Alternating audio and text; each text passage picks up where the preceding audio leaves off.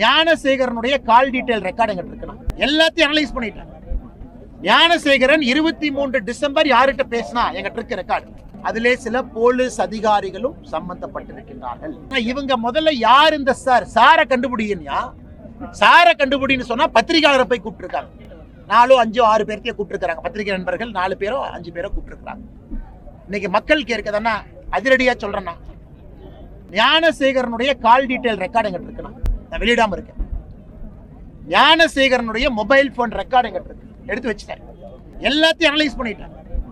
Gnanasekaran 23 December யார்கிட்ட பேசினா எங்கிட்ட இருக்கு ரெக்கார்டு. 24 யார்கிட்ட பேசினா எங்கிட்ட இருக்கு. அதிலே சில போலீஸ் அதிகாரிகளும் சம்பந்தப்பட்டிருக்கின்றார்கள். இவங்க வேலை எல்லா வேலையும் அண்ணாமலையே செய்ய முடியாதுன்னா நான் மோப்பனாய் கிடையாது. ஒரு வேலையை நான் செய்ய முடியாது. யார் இந்த சாருங்கிறத முதல்ல நீங்க சொல்லுங்க. சிடிஆர் எப்படி எடுத்தீங்க? சட்டத்துக்கு புறம்பாத்தான் எடுத்தங்க ஐயா. உண்மைக்காக எடுத்தேன். எனக்கு சிடிஆர் எடுப்பதற்கு அதிகாரம் இல்லை. என் கையில சிடிஆர் இருக்கு. ஞானசேகரனுடைய கால் டீடைல் ரெக்கார்டு 1 வருஷம் கையில இருக்கு.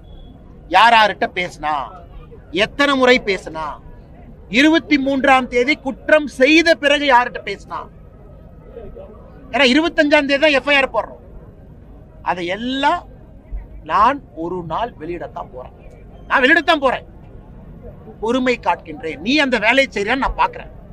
எஸ்ஐடி அந்த வேலையை செய்தா, நீங்க அந்த வேலை இந்த மாதிரி நீங்க அப்படியே ஒரு பத்திரிகை நண்பர்களை இழுத்து அவங்க செல்போனை, பத்திரிகை நண்பர்கள்னா நான் எப்படி சிடிஆர் வாங்கணும் அது மாதிரி தான் நீங்களும் எஃப்ஐஆர் வாங்கினீங்க.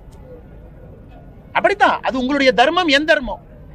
ஏன்னா ஆளுங்கட்சி நீங்க இல்ல, அதிகாரம் உங்க கையில் இல்ல. ஒரு பத்திரிகை நண்பர்களுக்கு எஃப்ஐஆர் எப்படி கிடைக்கும்? அது லீக் ஆன எஃப்ஐஆர் சுத்தி பத்திரிகை நண்பர்களுக்கு வரும். அப்பதான் பத்திரிகை நண்பர்கள் செய்தி போட முடியும். இன்னைக்கு லீக் ஆன எஃப்ஐஆர் எப்படி பத்திரிகையாளர் செல்போனுக்கு வந்துச்சுன்னா லீக் பண்ணவன் யாரு? இன்னைக்கு கேள்வி லீக் பண்ணவன் யாருங்கிறதா கேள்வி.